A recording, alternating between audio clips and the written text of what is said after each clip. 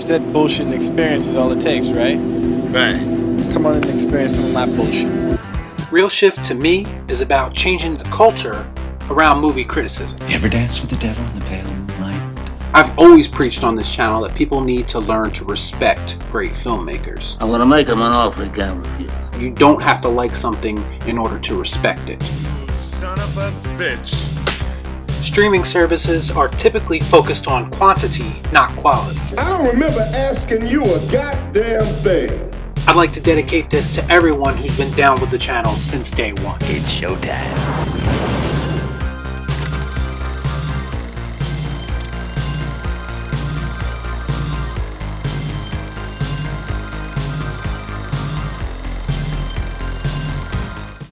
Before I get started today, I'd like to kindly ask that you hit the like button, and please leave a comment down below and let me know who your favorite cannibal is. Is it Hannibal? Is it the Hewitt family? Is it Armie Hammer? I gotta know. Let's gut the freaking nerd. And as always, please subscribe to the channel for more content just like this. So this year marks the 30-year anniversary of The Silence of the Lambs. It was actually released on Valentine's Day 1991 because, you know, what's more romantic than one dude eating another dude's face? Wait, what? Anyway, upon its release, it became only the third film to win Academy Awards in the top 5 categories. Best Picture, Best Director, Best Actor, Best Actress, and Best Adapted Screenplay. Which is sadly as close as we'll ever have to a horror movie being recognized on that level again. And I say that, but I don't actually consider this movie to be a horror movie. It's more of a psychological thriller to me. It does have very horrific moments, but I might be splitting hairs a little bit here. This was a very influential film, and you can see why if you watch it today. I just feel like this movie has to be in contention for one of the most referenced movies in other movies. Go look at the fun bags on that hose hound. I'd like to eat her liver with some farver beans and a nice bottle of Chianti.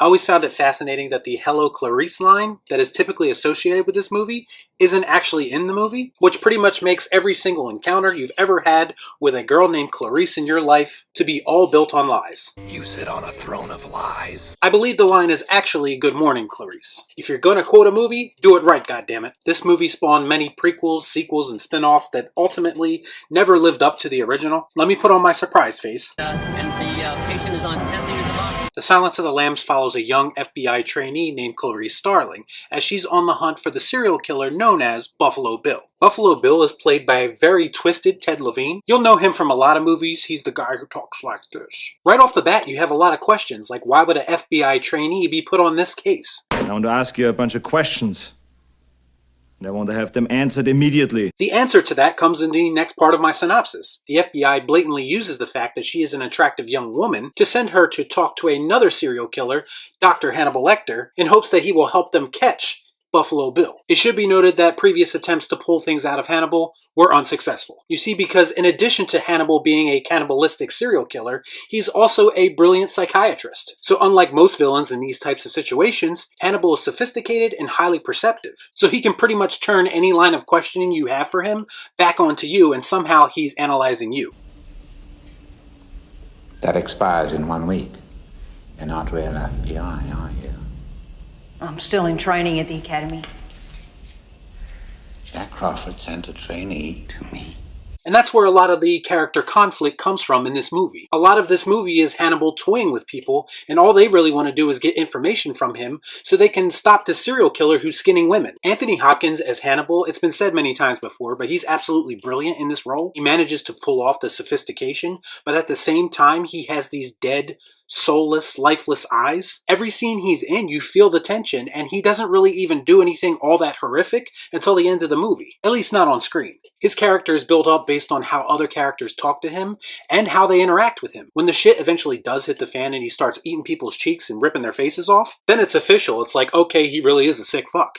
Just a sick world we're living in. Sick people. His very first encounter with Clarice is probably the most iconic scene in this whole movie. It features a very vulnerable Clarice played by Jodie Foster, as she's sent to interview this psycho on her very first assignment. Wow, fuck you, FBI. This movie also features Clarice dealing with a lot of her own personal issues, and her dealing with those demons is exactly where the title of the movie comes from. But they do portray Clarice as a very strong character, and she's able to overcome many obstacles, including this very heavy sexist tone that's coming from most of law enforcement in this movie. But Clarice really doesn't let it affect her doing her job. She takes what she learned, she applies it in the field, and she starts getting shit done even with minimal help from Hannibal. To be clear, the guy that everyone is chasing, Buffalo Bill, is out of his fucking mind. I think when you're skinning chicks and then making suits out of them, that pretty much goes without saying. But the things they figure out about him while profiling him really crank the crazy up to a whole nother level. There's this confused sexual orientation angle that they have with this character that would probably get this movie canceled in 2021, but honestly, it's necessary to the story and it goes a long way to explaining how someone gets so fucked up in the head that they're able to do the things that he is doing. He's just a very confused individual, to say the least. I mean, he's keeping a senator's daughter in a well in his basement, and then there's the whole lotion in the basket thing, which is just batshit crazy. What's the fucking lotion in the basket? The final confrontation in this movie is fucking awesome. Clarice kind of stumbles upon Buffalo Bill's house through basic detective work, but there's this moment where she realizes who he is, and then he realizes that she realizes who he is. But it's an awesome moment, and it leads to a chase through his little basement dungeon. And of course the dungeon is filled with all this creepy imagery. There's moth aquariums everywhere, there's mannequins everywhere, old decaying people in bathtubs. But it's when he shuts the lights off and actually stalks her with the night vision goggles, that's when shit gets really terrifying. I did feel like the fact that she got the shot off before him did feel a little bit hokey when I was watching it this time out, but it really doesn't hurt the scene at all. It's still awesome in every way. Go watch it. The movie also ends on a very somber note because you have Hannibal out there somewhere and he's talking about having an old friend for dinner. So you really get a sense that even though Clarice succeeded, her life now is a never-ending cycle of just her chasing psychopaths. The Silence of the Lambs, at its core, is a great film. It's got great performances, it's got two charismatic villains, it has a strong hero, and many memorable, creepy-ass scenes. I swear to God, I'm not going to give this rating to every single retro review movie that I do, but Silence of the Lambs is truly deserving of yet another Bill and Ted. Excellent!